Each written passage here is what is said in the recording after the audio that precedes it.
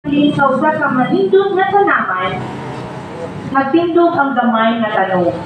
Kaniadto siya kusgan og taas, apan karon siya kapoy na luya kung nagakaluya. Gibati siya nga layo siya sa adlaw, nalimtan sa ulan, umurag na ginusara sa taliwala sa ubang mga tanong. Siya nagingon, tingali, dili na gyud ko motubo pag-usab. Apan nakita sa mag-uuma,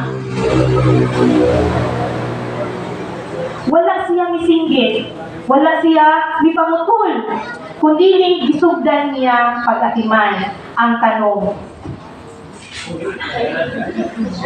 Pumisulod ang tubig, ihatagan niya siya og tubig. Dili lang bisan unsa nga tubig, apan ang tubig nga nagahatag og kinabuhi nga mao ang pulong sa Ginoo. Samtang ang tubig mikatag sa iyahang gamot, nakahinungton siya, dili mabuhi ang tawo sa tinapay lamang, kundi sa matag pulong nga nagagikan sa bakbak sa Dios. Hinay-hinay, isulod ang adlaw. Misidlak ang adlaw, mainit, mahupay o malumong. Gipahinumduman siya sa gahom sa pag-ampo. Minimog hapon siya sa pakiistorya sa magbubuhat. O pinaagi sa pag-ampo, makadawan siya og kusog nga gikan sa langit.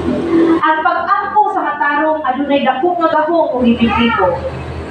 Hinay-hinay nga mapataas siya mga bukton ang tanong. Sama sa mga dahon nga nagatubo. Ang uban ng mga tanong nakakita.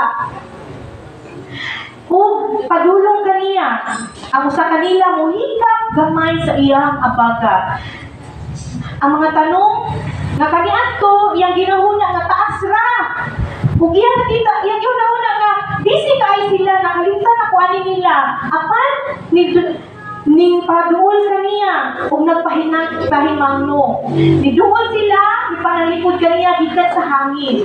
Nagpaampit sa ilang kaingin ug nagdasig kaniya nga motindog pag-usab. Kay ingon sa 1 Thessalonians 5:11, pagdasigay kamo ug pagtupod sa usab-usab. Kay sa usa ka tanaman ang mga tanong nga tinabangay pagtudlo. Wala kini nahitabo dayon.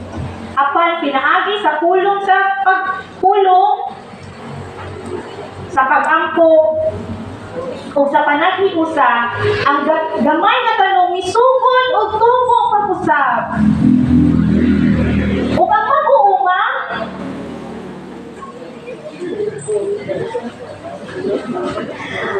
ang mag-uuma iya kining nakita. Miyong lang siya, kay mao kani ang itsura sa grasya kung dili mo tubo.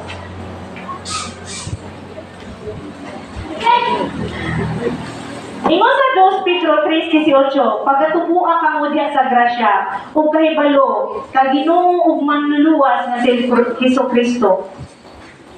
So, mo to ang amo ang gamay nga presentasyon sa Garden of Grace. Mo lang kato, daghang salamat.